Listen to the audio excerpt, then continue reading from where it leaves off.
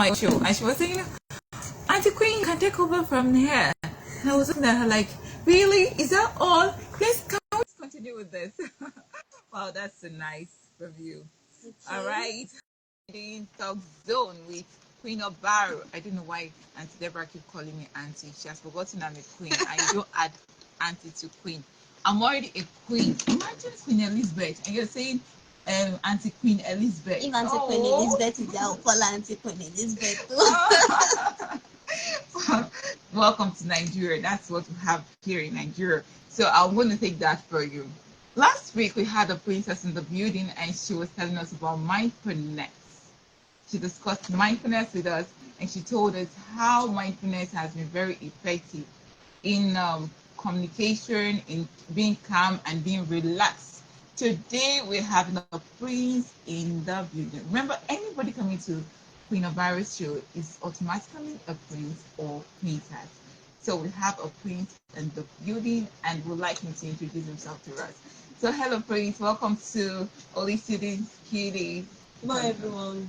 As I've earlier introduced myself, my name is Obaro from that British Conference School, and I'm really excited to be here on this amazing talk show. Wow, thank you so much.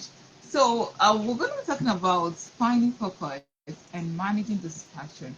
So he's going to tell us many things that he has noticed about distraction, and also how to find focus. So let's begin with this question of what is focus and why does focus matter to me? Okay, let's begin with the question. When was the last time you sat down to do something important but ended up playing your phone for 30 minutes? You're not alone. Focus is the ability to put your full attention towards something without getting sidetracked. It's the secret sauce behind academic success, spiritual growth, and even physical growth. When we are focused, we as competitors better, we make better decisions, and we increase our productivity. Okay, thank you very much.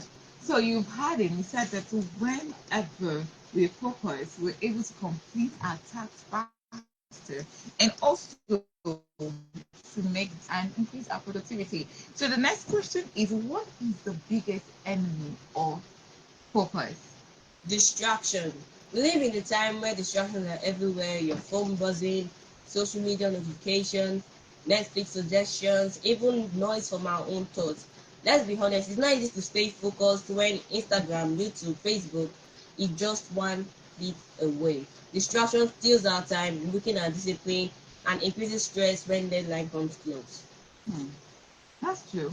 Because sometimes I want to just read a book and then my phone is buzzing and I'm like, oh, let me just quickly attend to this. But you just drop that and goes to the phone, and that is really distraction. So I'm glad to have you here because you're telling us a lot about this topic. So what ways to find focus and manage distraction? Okay, I'm going to be mentioning 5 ways to find focus and defeat distraction. Number 1, set clear goals. Don't just say you want to study today. Say you want to revise 2 chapters within a period of 4 p.m. to 6 p.m. Clarity brings direction. Number 2, create a focus zone. Let your environment be tidy. Put your phone on do not disturb. You can off your phone. You can use apps like Forest or To Do List. Use it to create your focus. Number 3, I'll advise you to use the Pomodoro technique, which is reading for 25 minutes and taking 5 minutes break. It's a very intensive and very good method. It makes your brain to work with intensity and rest with focus and rest with intention, sorry. And also, I advise you to guard your mind. Limit your time on social media, listen to motivational podcasts, something like this you're listening to right now, and also listen to people that inspire you. And number 5, I advise you that you should pray and practice mindfulness.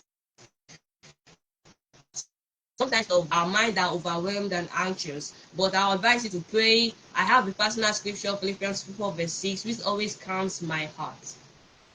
Okay, Philippians 4 verse 6. So what does it say? For the Lord shall supply all our needs according to the will. You can say that, but you should start a clear goal because clarity brings direction. So if you want to get the direction, you have to set your clear goals, among other things, and guide what you put into your mind. Guide your heart is very important. Yes, and limit your social media, and not just social media, even the your screen time, children. You gotta limit it. It's very important for you to take this step of finding focus and avoiding distraction. So we're coming back to you. You told us all of these things. Now let's look at you, because some persons are out there saying, oh yeah, he's telling me this. Is he really keeping to it? You personally, how do you stay focused? Like you as a person, as like what you told us today now. Okay, I wake up once I wake up, I have a personal to-do list. I start after my prayers. I have a personal to-do list that will guide me the day during the course of the day. Also, when I'm reading, I reward myself with snacks and also with extra time after completing a topic or completing a chapter. And number three, I ask a friend to check up on me whether I'm reading or I'm actually on the phone or watching TV. I'll ask him that Wow. accountability really helps, yeah, in finding focus. Wow, that's nice. You really have good friends. The company you keep matters a lot. You heard what he said. He said he do keep good companies, and that's why did I say that? Because he friends that keeps up on him.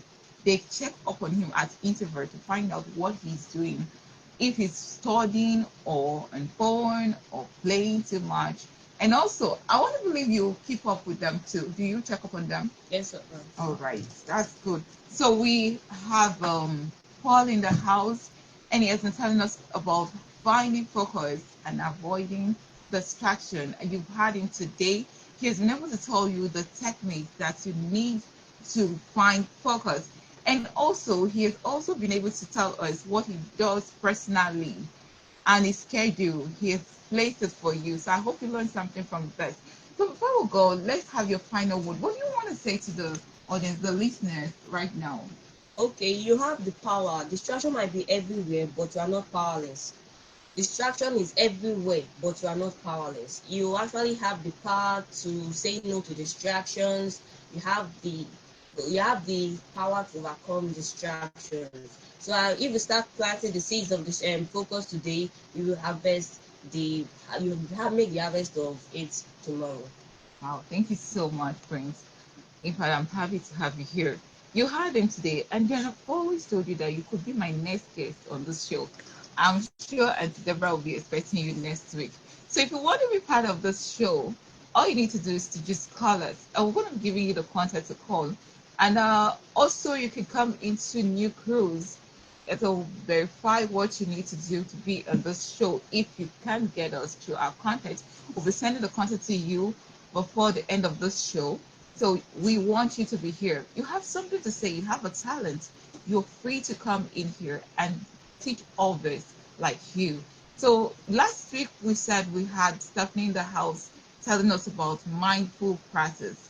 And now we have Paul in the house telling us about finding focus and avoiding distraction. So this is what we have for you today.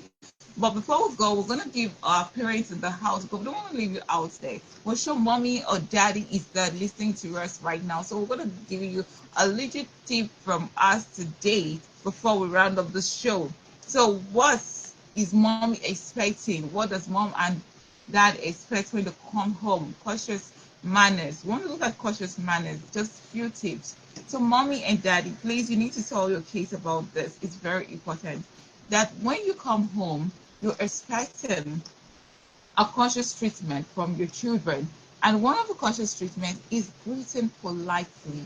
Yes, you don't just rush to mommy and mommy welcome, and that's all you need to say. You have to be polite. Some persons say, oh mommy, you're back.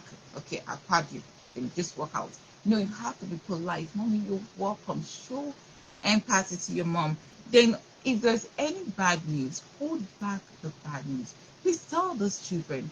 I've had this encounter over and over with children whereby they come in, they see the parents coming in, and the first thing is, Mom, someone broke glass.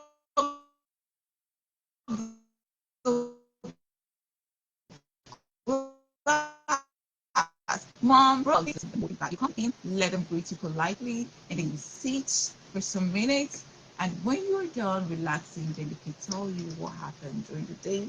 Then also not begging for gifts. That's another thing you need to tell these children. Not begging for gifts because mommy has gone out all day or daddy went out all day. The first thing you want to do is, mommy, daddy, what did you buy for me?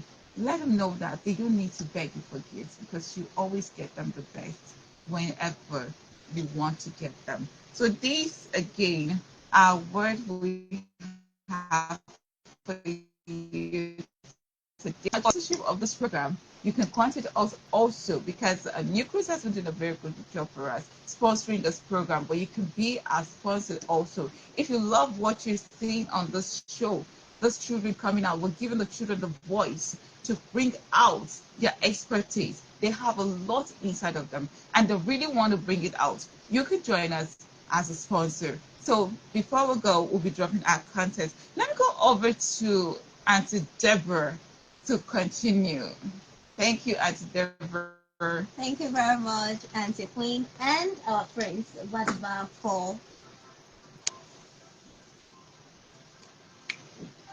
All right, I'm sure you've learned one or two from what Auntie Queen and what about Paul talked about.